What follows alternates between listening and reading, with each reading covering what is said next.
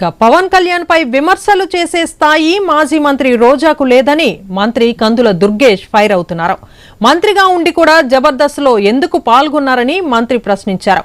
పవన్ కళ్యాణ్ కు డబ్బు ఆశ లేదని, సినిమా ద్వారా వచ్చిన డబ్బులను కూడా అతను ప్రజలకే ఖర్చు చేస్తున్నారు.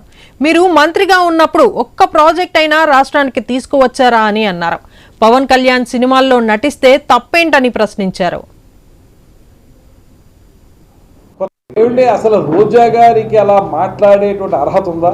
ఆవిడ ఎమ్మెల్యేగా ఉన్నప్పుడు, మంత్రిగా ఉన్నప్పుడు కూడా ఆవిడ చేసింది ఏంటి? జబర్దస్త్లో మీరు పార్టిసిపేట్ చేయలేదా? జబర్దస్త్ కార్యక్రమాల్లో పార్టిసిపేట్ చేసి మీరు అక్కడ రకరకాల విన్యాసాలు చేసి ఇవాళ మీరు మాట్లాడటానికి మీరు అర్హులా? అమ్మ రోజా గారు ఈ సమాధానం చెప్పండి. పర్యాటక మంత్రిగా ఎక్కడైనా సరే రాష్ట్రం మొత్తం మీద కొత్తగా ఒక ప్రాజెక్ట్ తీసుకొచ్చారా? కొత్తగా కేంద్ర ప్రభుత్వం నుంచి చేయగలిగారా? రాష్ట్ర ప్రభుత్వం ఏదైనా చేయించగలిగిందా? ఒక్కటి కూడా చేయలేదు. అదే ఇవాళ పవన్ కళ్యాణ్ గారు ఒక్క రోజులో గ్రామ సభలు మొత్తం రాష్ట్రం అంతా నిర్మించారు. ఆయన ఒక పక్కన కొద్దిపాటి సమయాన్ని సినిమాలకు వెచ్చిస్తూ 90% సమయాన్ని ప్రజా సమస్యల పరిష్కారానికే చేస్తూ ఉన్నారు.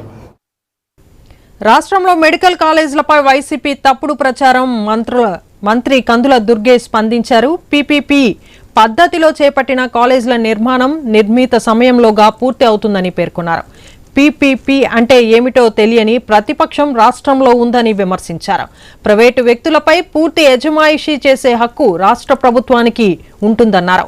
విశాఖలోని ఋషికొండపై ఆదాయం వచ్చే రిసార్ట్ను పడగొట్టి రాజప్రసాదాలు నిర్మించారు అని ఎద్దేవా చేశారు. అయితే పీపీపీ మోడ్ను ప్రతిపక్ష నేతలు అర్థం చేసుకోవాలని మంత్రి కందుల దుర్గేష్ సూచించారు. అంటే అర్థం తెలియనటువంటి ప్రతిపక్షం మనకి ఈ రాష్ట్రంలో దరిద్రం.